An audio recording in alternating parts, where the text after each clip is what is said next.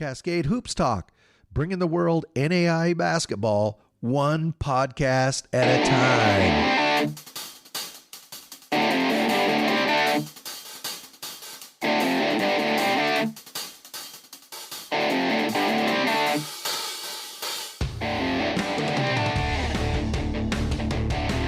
Cascade Hoops Talk, Billy D. Hey, let's go ahead and let's continue our player interviews this morning. I hope you like these. Well, you must. You keep tuning in. Hey, today we have Christian Rodriquez, Cornerstone Golden Eagles. Christian, what a great basketball career.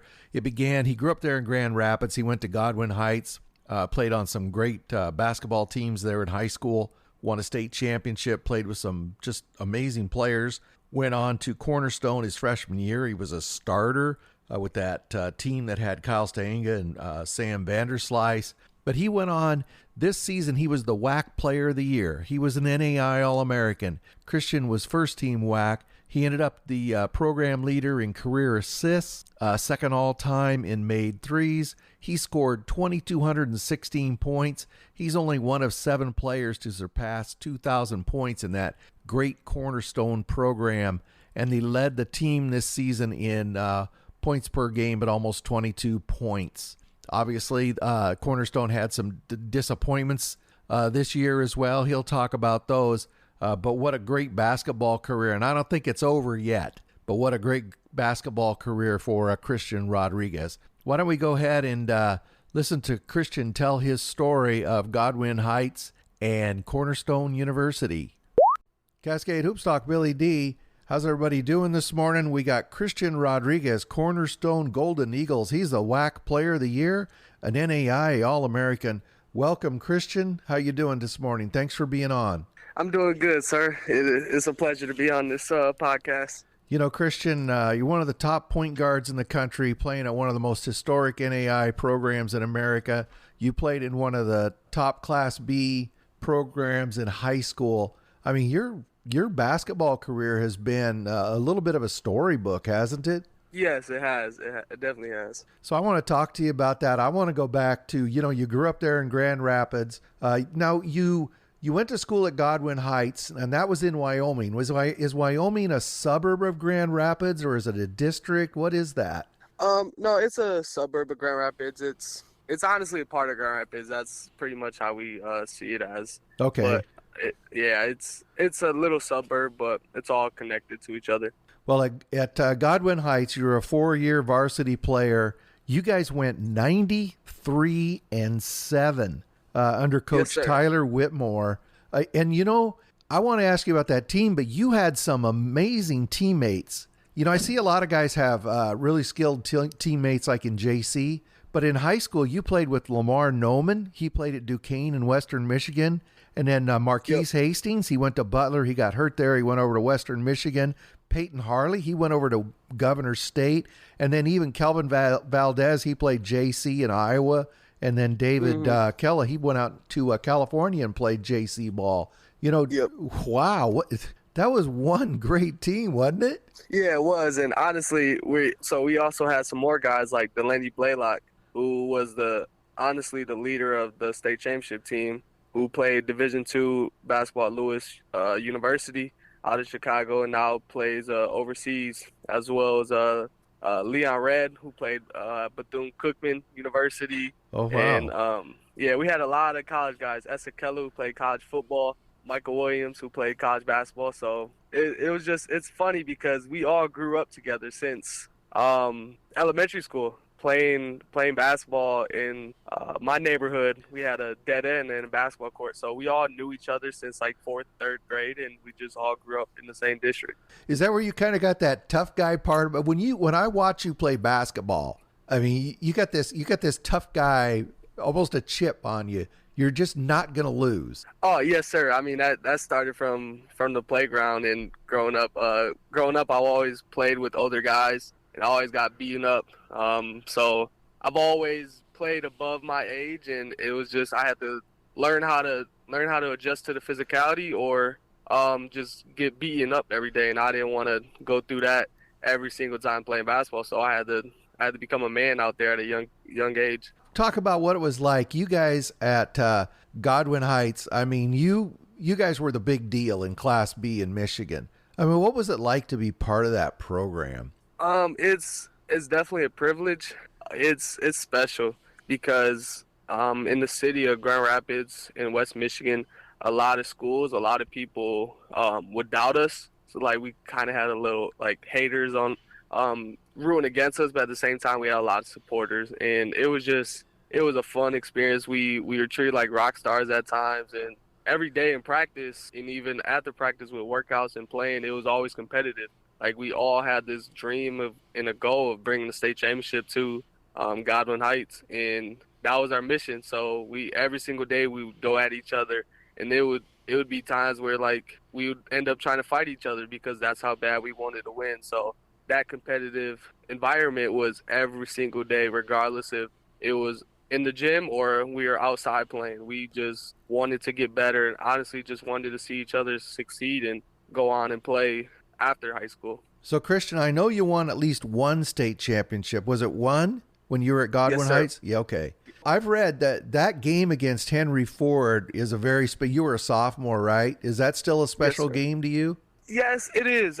It's funny because I still haven't really sat back and took everything in because I'm always on the go and trying to see what's next for me. But I have started to think about that, and it was special because we've had teams in the previous years that have gone to we play at Michigan State for the state championship in semis. So we had people go to the Breslin and they lost in the semis. So the fact that we were able to get back to that moment and in the state championship game, which no team in Godwin Heights history has ever made it there, was special because we wrote history that day, and nobody can ever take that away from us. Because now every time you walk into our high school, we have the banner up there and we have a picture of us up there. So it's definitely special that to say that I'm part of that state championship, and nobody can ever take that away from me. And then your dad went to Godwin Heights as well, didn't he?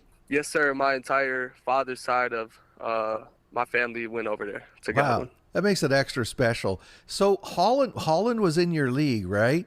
Holland was Class A, but we played them in the regular season. They were not in our conference. So I know that Coach Elders, he recruits a lot. That's where both Vanderslice and Styenga came from, right? Yep. So did you ever play against any Cornerstone guys when you played Holland? Yes. So they went to Holland Christian, and we played my freshman year we were #1 team in the state, and we had a lot of college guys on that team too. We played them in the regional semifinals game at our place, and we played against Kyle Stegenga and Sam Vanderslice. So they were both Kyle was a senior, Sam was a junior, and we played them and ended up beating them, and we went on to the quarterfinals and lost to a team that they were pretty good, but we should have won that year too. How did you end up? You were on this great team. You had a great high school career. You know, who was recruiting you, and how did you end up at Cornerstone? So growing up, I played for the Grand Rapids Storm, and their AAU program in Grand Rapids. They're pretty well known around the country now on the Under Armour circuit. But we would always practice at Cornerstone University, and at 5th, 6th, 7th grade. And my dad would always say, "You're gonna end up here. You're gonna have a good career at Cornerstone." Like speaking in the future, and I would always tell him, "No, I'm not coming here. Like it's in my backyard. I practice here pretty much every day. I don't want to come here." So it's funny that I actually ended up at Cornerstone. However, so I ended my AAU career playing with Greenwood Elite, Draymond Green and Lamar Woodley's AAU team, and we were a small program, new program, but we would always compete against the best teams in the country in Midwest. So I started getting a lot of buzz in my name from high school, as well as playing on the top AAU programs before Greenwood. And a lot of the WHAC schools got interested in me. I had a couple Division II schools talking to me with Grand Valley State and a couple other ones. Some Division I's came in after me late, but Ted Elbert, the old assistant coach now at Indiana Tech, he seen me play, and he actually contacted me first, and I just responded to him, and they fell in love with me from then on. And Coach E came to every single AU game, came to every single high school game. And I don't know, it was just something that inside of me told me that I got to go to Cornerstone. It just felt right, didn't it? Yes. So you go to Cornerstone, and I mean, you right off the bat, I mean, you're playing, and you're playing. Yep. You know, Kyle Stienga's still there. Vanderslice is there. Mike Bradshaw is there. You guys are really good. Yes, sir. You know, how fun was that freshman year? I can't remember. You went 30-4 or something like that. 30-5. Yeah. Yep. Something like that. I think we were number one, number two in the country. That year was fun, and it was crazy. Just coming into the year, I didn't expect to start, or I mean, that was my goal. That's what drives me, to prove everybody wrong. But we had a guard in front of me. He was a senior. He ended up getting hurt, and Coach E threw me in the fire right away. He trusted me. He believed in me, and Kyle Stenga believed in me too, as well as everybody else. And with Kyle being the person he was in the NAIA and for Cornerstone, that was big. And they allowed me to run the team, and man, it was special. Like every single game, it was crazy. We were locked down on defense, and we could score at will. It was definitely a fun year. It was sad how it ended, but that was a great team right there for sure. Yeah, you went over to Sioux Falls. You beat Milligan, you beat Southwestern College, and then you fell to St. Francis in that Final Eight. As you said, that had to have been disappointing, because that was really a good team. Yes, it was very disappointing. But I mean, we ran into a very, very hot St. Francis team. They shot, I want to say, like 60 to 70% the first half, and got us down bad, but we ended up fighting back. And then their big fella hit a three at the volleyball line, right at the shot clock, and that just tore us apart. Yeah. So that was a year that we felt like we could have won, and we definitely wanted to get back to the national championship game, because we wanted a rematch to Indiana Wesleyan, who beat us in double overtime the first game of the year. So everybody expected that to be the national championship game between us two, but it didn't fall like that. But it was definitely a fun year for sure. So the next year, Kyle had graduated, but you still had Big Sam. Yep. You guys won 26 games. You ended up losing the WHAC championship game to Indiana Tech. Yeah. But you were that season. You were an NAI All Honorable Mention, first team All WHAC. You were freshman of the year, but the year before. But Yep. but that season, I remember this game. You lost in an absolute dogfight to College of Idaho in overtime. Talk about Yes. that game. I remember that game. Yeah, that game still hurts the most, because we weren't at our full strength. We lost Riley Costin. He was our two guard, our best defender, and pretty much one of the best defenders in the country. He broke his foot.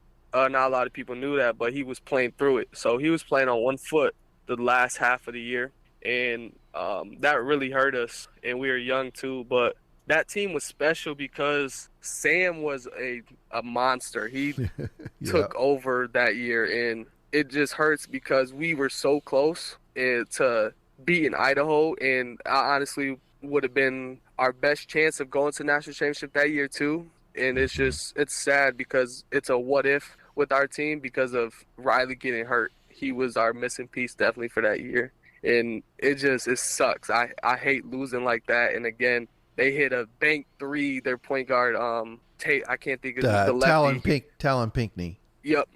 He hit a bank 3-pointer over Sam that hurt us too. So it's crazy how those two possessions define the game at the end. But as you look back, though, I mean, you were in. Maybe you didn't win all these close games that you wanted to win, but you were in so many big critical games in big time basketball. I mean, as you go on, that's what you're going to look back and remember, that you were part of such a big thing. Yes, no, for sure. That's the beauty of it too. Just the environment you play in when you're in these close, tight games. It's amazing. You're so locked into it, and at the time you get sad and you're frustrated because you lose, but thinking back at it, it's the best moments out there playing. I would rather play in a tight game like that instead of getting blown out or blowing a team out. I love those moments right there, and it defines what's really inside of you, and it showcases the game you really have. So you moved on to that next season, that 1920 season. You fell again in the WHAC championship. Oh, you must feel snake bit with those games, huh? Madonna beat you. They had Henry Spite. They had Dwight Burton that year. They were really good. Yep. No, they were really good. Yeah, between Indiana Tech and Madonna, those are some big games. Anyway, I got off track there. No Um, worries. but I can't remember. That was the year the tournament got canceled after the first day. Did you guys make it to the tournament that year? Nope, we just missed it. Yeah, just missed it because of some bad losses we had during the regular season. Yeah, I remember there was a real dogfight in the WHAC. They were really fighting to get three teams in. I think just Indiana Tech and Madonna made it. Was that the way it worked, Christian? Yep, Yeah. yep, yes, sir. Yeah, that's the way it worked. But still, regardless of that, you were all WHAC again that year. You scored almost 500 points, 118 assists. What's more satisfying to you, scoring the ball or dishing assist? It definitely had to be the assist. I've been a pass first point guard at heart my whole life, so I love getting my teammates opportunities to score, putting them in great positions. It's just something I love to do because at the end of the day, I know I can score, I can do all that, but getting my teammates the opportunity to get buckets is the best feeling ever. Something I ask guys who can really shoot the ball. You can really shoot the three all your career. If you were going to talk to a 15-year-old kid and he said, "I want to be a shooter in college," what advice would you give him? To rep your shots out. You gotta be in the gym every single day, and you have to just shoot. Because coming in to high school, coming into college, if you're not the man, you're only gonna get, let's say, 4 to 5 shots a game. You have to be able to make 3 out of 5 out of during those opportunities. So that takes 1,000 shots a day just to make 3 out of 5 threes in the game. So you just have to fall in love with the process, be in the gym every single day, and just rep out shots every single day.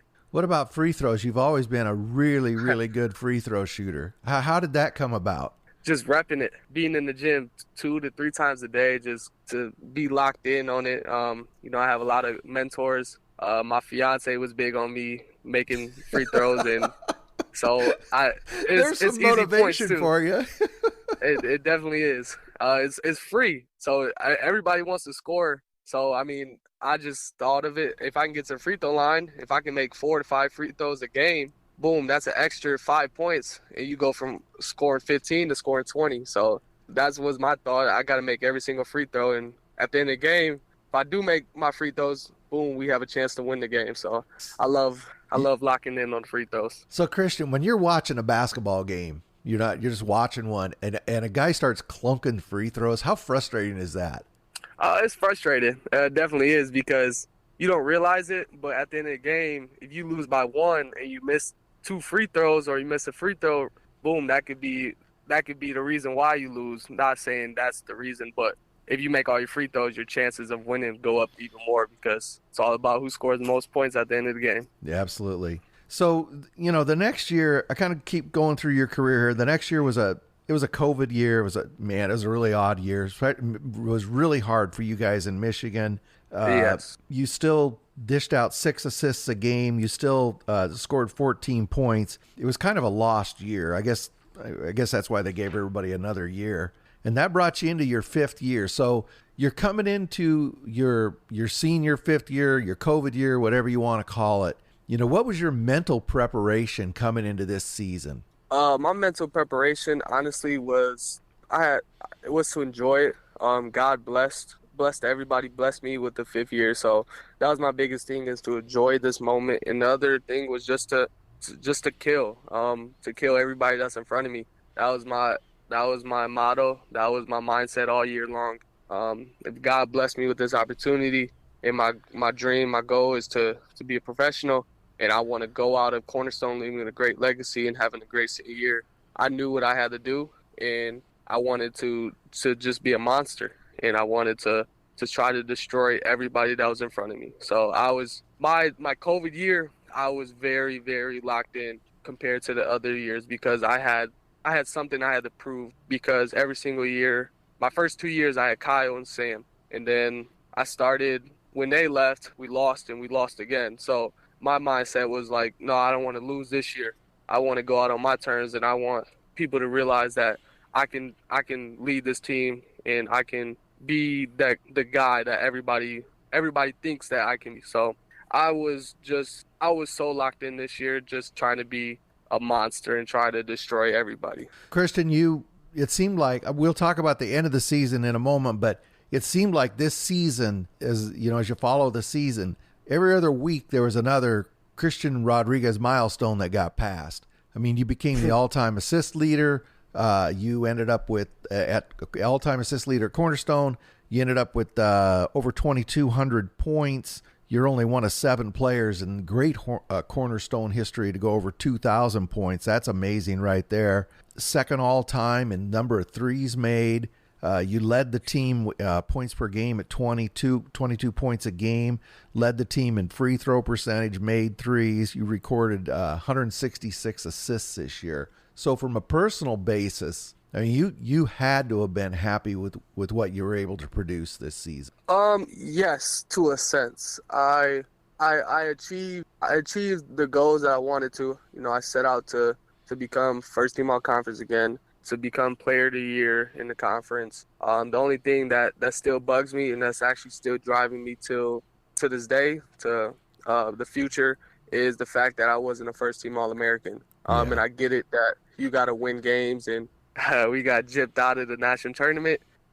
Being third team All-American, being All-American is amazing, and I'm super blessed and I'm thankful for that. But the only thing I'm upset about is that I wasn't a first team All-American, and that's just for me personally. That's what's driving me right now too. Yeah. So but other than that, yes, I'm. It's crazy because all the work behind the scenes that I've put in over the years in the summer, and the fact that everybody could see it, and the fact that I was able to go out there and showcase everything that I've put in was amazing, because it was just like, wow, the work I put in is actually translating. So I was extremely happy for that. I want to ask you about, you had a couple of pretty big moments this season. One of them was you beat Indiana Wesleyan early on. I think that was in Grand Rapids, wasn't it? Yep. Yes, sir. And that was a pretty highly anticipated game. Talk about that. How fun was that game? It was fun. I mean, every time Cornerstone and Indiana Wesleyan, those are honestly historically 2 blue bloods of NAIA. Mm-hmm. Indiana Wesleyan's a terrific program. They produce great players. They got a heck of a coach over there. Just the program is amazing over there. And we my freshman year lost in double overtime against them, and then after that they beat us. They smacked us around for the past 3 years. So coming into my COVID year, the only thing I really wanted, I was like, when we played in Wesleyan, we had to be locked in. Like, I don't want to get beat again. Like, I want to beat them and have that, because a couple of my friends have beat Indiana Wesleyan, so they always joke around. Like, my friend DeMarcus Stuckey, brother of mine, he played at Goshen, and he was the one that hit the game winner over Indiana Wesleyan back then, when they were the number 1 team in the country. So he always jokes around about that. So that was the big thing. It was just like, I got to beat them so I can say to my friend that, yeah, I beat them too, so he doesn't have that over me.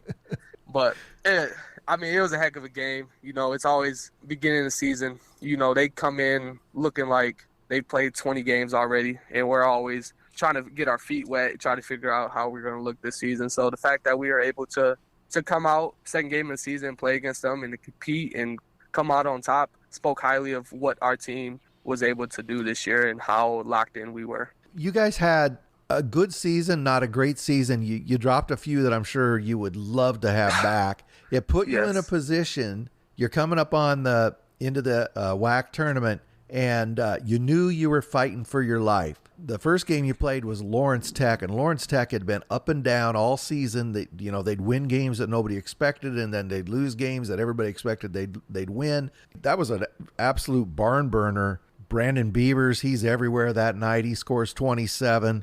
You score 29. 69 tied. At the end of regulation, you go to overtime. What were you thinking? You're going to overtime against Lawrence Tech. You're fighting for your basketball life. Once we hit in overtime, I knew it was over. We were winning that game. Like, there was no, we were definitely going to win that game just because of how the game had went.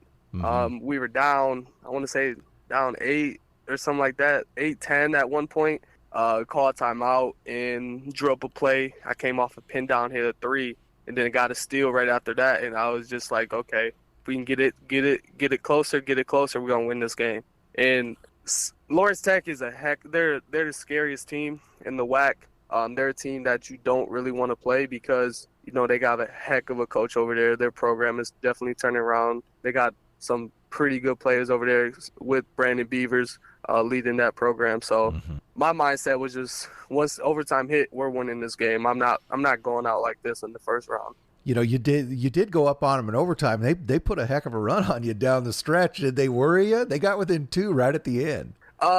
They definitely did, but when we got a block and then they took it out of bounds right before we got another stop, I had confidence in our team in that position. But they definitely went on their run, made it interesting. But I had confidence in my team for us to get it done. And so then a couple days later, that was Wednesday, and on Saturday you had to go up against Madonna, a team long history with Madonna. Again, it's a knockdown, drag-out fight. Noah Campbell, he scores 35, you score 34. It was such a close game. Noah Campbell hit that shot right at the end, and Carter Knight put up a 3, but it didn't fall. Just talk about the last 30 seconds of that game. Honestly, I thought we were going to win that game as well. Right before regulation ended, we were down 3, and I get it. I hit a 3 right before the buzzer to tie it up going to overtime, and we go on a run, and it's basketball game. Both teams go on a run, and Noah hits that big time 3, and we had a great shot to win at the end. I passed it up to Carter, and I'll do that 1,000 more times if I had the opportunity to. So I'll always do that same play over. But it's a crazy moment because at that time I didn't think that would be my last game. Yeah. So that definitely hurt me. But thinking back at the game, it was definitely a fun game. That was probably one of my favorite games to play in just because of the environment, the atmosphere, us playing Madonna. It was definitely fun. And I wish it would have turned around, and there's moments in that game that I feel like I could have done better. So that's just the basketball person coming out of me, trying to learn from that and move on for the future, how I can improve on myself. But that hurt me big time because I thought we were going to win that game as well. And I know that you mentioned it before. There was a lot of people pulling for Cornerstone to make the tournament. A lot of people, including myself, did not want to see your career end there, but it did. And, that's the way it is. It did. Your whole entire career, high school and college, you've been able to have your family there. What has that meant? It's actually very important. You don't realize it until everything's done. And the fact that my parents never missed a game. Never missed a game. And that's starting from 4th grade of AAU basketball. Like, they never missed a game. And the fact that I was able to come to college at home in my backyard, and they would travel to games. They would travel to Ohio. They drove to Miami, Florida for 2 days to watch us play when we went down there. So they were extremely big supporters of me, biggest critics. And now with my fiance, it's the same thing. She drives everywhere. She comes, she supports me. And the fact that I have family that has my back and just wants to be there of every moment is extremely special. Christian, I honestly think you've been blessed to be able to play Cornerstone basketball, one of the most historic programs in the NAIA, one of the most historic coaches in the NAIA, Kim Elders. Talk about what it's meant to you to be Cornerstone Golden Eagle. It's a privilege. Playing under Coach E, a Hall of Fame coach, everything he's done, 3 national championships, multiple wins, conference championships, and so on. It's special because we have had a lot of great players come through this program, a lot of All-Americans. And the fact that my name is even mentioned on the record books, even mentioned in program history where people can talk about it, it's special. I'm truly thankful. What's next for you? First, I'm graduating a couple weeks with my master's degree. So congratulations. That's great. Thank you. So I'll be graduating with 2 degrees in 5 years. So that's extremely important. And next is just working out, preparing to go play professional, wherever that is. So I'm just taking it day by day, focusing on getting stronger, touching up my skills, and just working out and trying to achieve my goals. Well, certainly wish you luck with that. You definitely have the skill set to go do that. Christian, I got to tell you, it's a real pleasure for me to meet you Anybody who knows me knows that one of my favorite type of players is a tough-nosed, refuse-to-lose point guard. And I've watched you your whole career, and I've admired your play. So it's a real honor for me to finally get to talk to you and meet you. Thank you. I truly appreciate that. You know, Christian, thanks a lot for being on the show. That's Christian Rodriquez, Cornerstone Golden Eagles. Thank you, Christian. Thank you.